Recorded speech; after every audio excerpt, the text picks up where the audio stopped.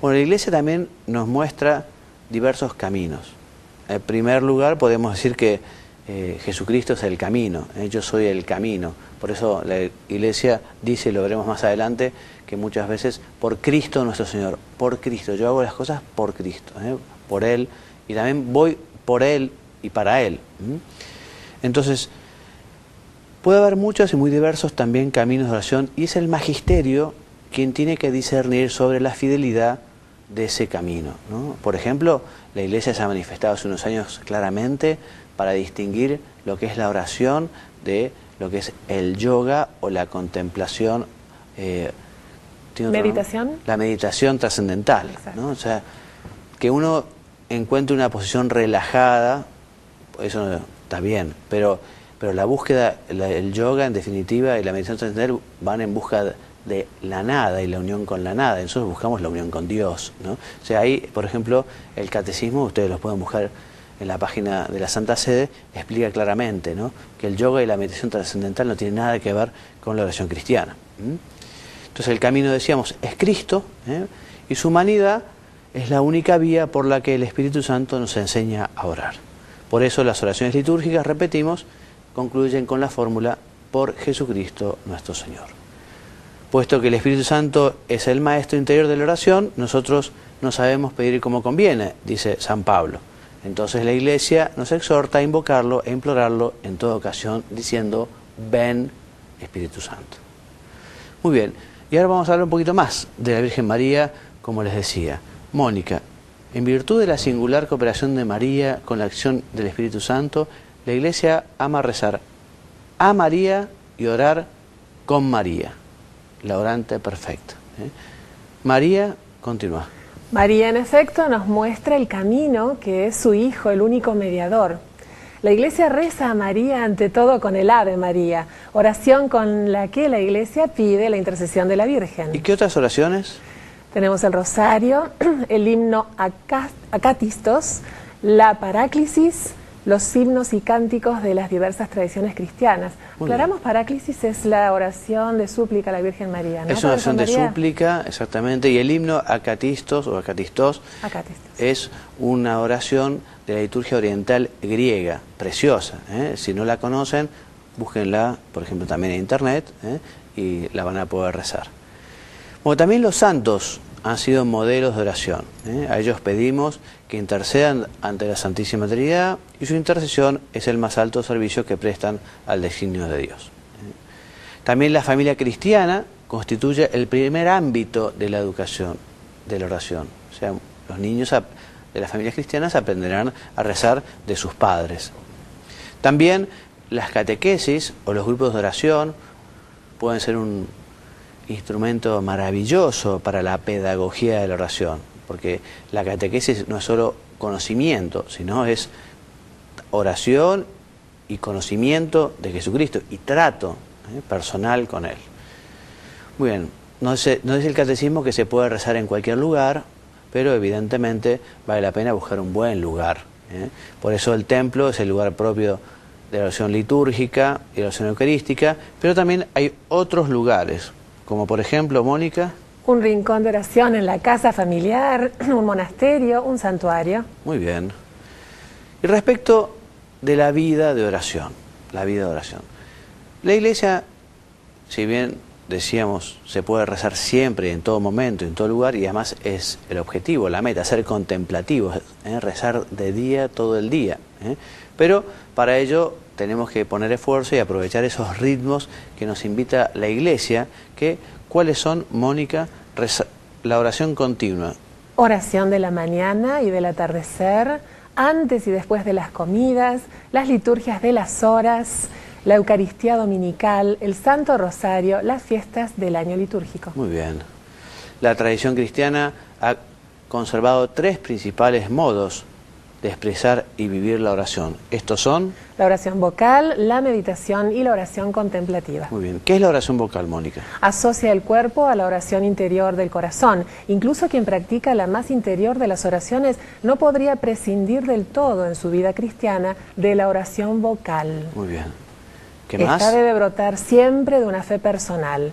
Con el Padre Nuestro, Jesús nos ha enseñado una fórmula perfecta de oración vocal. Muy bien. La meditación es una reflexión orante que parte sobre todo de la palabra de Dios, en la Biblia, hace intervenir la inteligencia, la imaginación, la emoción, el deseo, para profundizar en la fe, para convertir el corazón y fortalecer la voluntad de seguir a Cristo. ¿Y la oración contemplativa? Es una mirada sencilla a Dios en el silencio y el amor. Es un don de Dios, un momento de fe pura, durante el cual el que ora busca a Cristo, se entrega a la voluntad amorosa del Padre y recoge su ser bajo la acción del Espíritu. Muy bien, por eso es muy linda la definición de Santa Teresa sobre lo que es la contemplación. Ella la define como una íntima relación de amistad, estando muchas veces tratando a solos con quien sabemos que nos ama.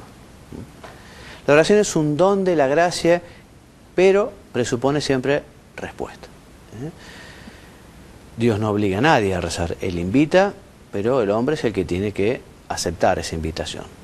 Repetimos que la oración es combate porque supone esfuerzo. El combate de la oración es inseparable del progreso en la vida espiritual, porque se ora como se vive, porque se vive como se ora. Además de los conceptos erróneos sobre la oración, ya decíamos algunos, muchos piensan que no tienen tiempo para orar o que es inútil. Y esto es un verdadero error, porque si no fuera por Dios no existiríamos. Entonces ya con esa sola razón tenemos muchos motivos como para rezar. Quienes oran pueden desalentarse frente a las dificultades o aparentes fracasos. Para vencer esos obstáculos, ¿qué podemos hacer, Mónica? Mejor dicho, bueno, ¿qué virtudes o qué medios se pueden poner para superar estos obstáculos? Contamos con la humildad, la confianza y la perseverancia. Muy bien. Una dificultad habitual es la distracción, ¿no? Que se nos va la cabeza para otros temas. A veces esas distracciones podemos convertirlas en temas de oración también, porque los temas que nos distraen son los temas que realmente nos interesan. También nos habla el catecismo que Dios puede permitir un momento de sequedad, o sea que Dios permite que a uno se le haga especialmente difícil el rezar, que no tenga ganas de rezar. Bueno, esa oración hecha sin ganas valdrá mucho más que quizá una oración en la que uno está muy inspirado. ¿Qué es la asedia, Mónica? Es una forma de pereza espiritual debida al relajamiento de la vigilancia y al descuido de la custodia del corazón. La confianza filial se pone a prueba cuando pensamos que no somos escuchados. Orar es siempre posible, pues el tiempo del cristiano es el tiempo de Cristo resucitado, que está con nosotros todos los días. Por eso, como dice el catecismo, no es que uno reza cuando tiene tiempo, sino que uno se hace un tiempo para rezar, ¿no? Y después tiene que protegerlo a capa y espada, porque no puede ser que sea lo primero que salte cuando venga algún problema y Dios quede pospuesto. La oración y la vida cristiana son inseparables. No puede haber un santo sin oración. Y por último, y terminando, también el catecismo nos habla que recordemos especialmente la oración de la hora de Jesús, o sea, esa oración en el huerto, esa oración sacerdotal que hace en la última cena. Jesús, como sumo sacerdote de la nueva alianza, dirige su oración al Padre cuando llegue la hora de su paso a Dios, que es la hora de su sacrificio. Bueno, y hasta aquí nuestro programa de hoy. La verdad que es importantísimo este tema de la oración. Yo les decía al inicio que vale la pena leer despacio el compendio y sobre todo el catecismo. El catecismo y el compendio son libros de estudio, son libros para tener en casa y son libros para subrayar, son libros para meditar. Y este tema de la oración es maravilloso, porque es verdad que es Dios quien enseña a hacer oración, es Dios el que mueve, pero tiene que encontrar nuestra respuesta y nosotros tenemos que buscar cuál es la manera de rezar. Hay muchas maneras de rezar. Se puede rezar cantando, se puede rezar hojeando un álbum familiar y mirando las fotos de esa gente que queremos, se puede rezar escribiendo, querido Jesús, hoy estoy muy distraído, te voy a hacer mi oración por escrito, o se puede hacer oración en voz alta, contándole. Es difícil, no sé si ustedes habrán probado alguna vez. Yo a veces cuando tengo un viaje largo y voy manejando, digo, bueno, voy a rezar en voz alta.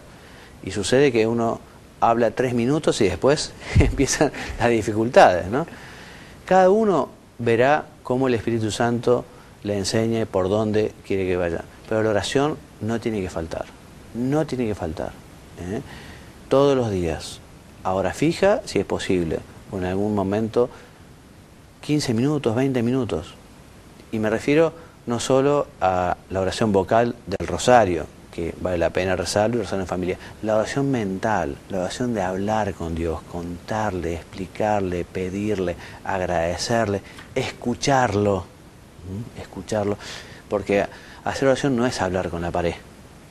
Hacer oración es hablar con Dios, y Dios nos responderá, quizá no en ese momento, quizá en otro, quizá por intermedio de nuestro confesor o por intermedio de una lectura espiritual, pero cuando nosotros le preguntamos, cuando nosotros le decimos, Dios nos responde. Por eso vamos a estar muy contentos.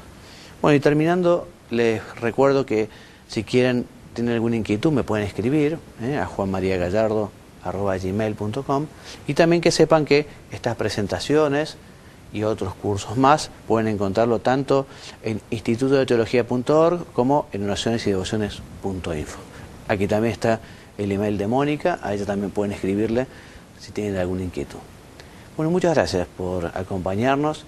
Dios mediante, el próximo programa será el número 37, y ya llegando al final de esta catequesis para padres y catequistas de primera comunión, porque son 40, así que estamos terminando. Me despido enviándoles la bendición, que Dios los bendiga y los haga muy santos. Amén. Tú eres Pedro, y sobre esta piedra edificaré mi iglesia.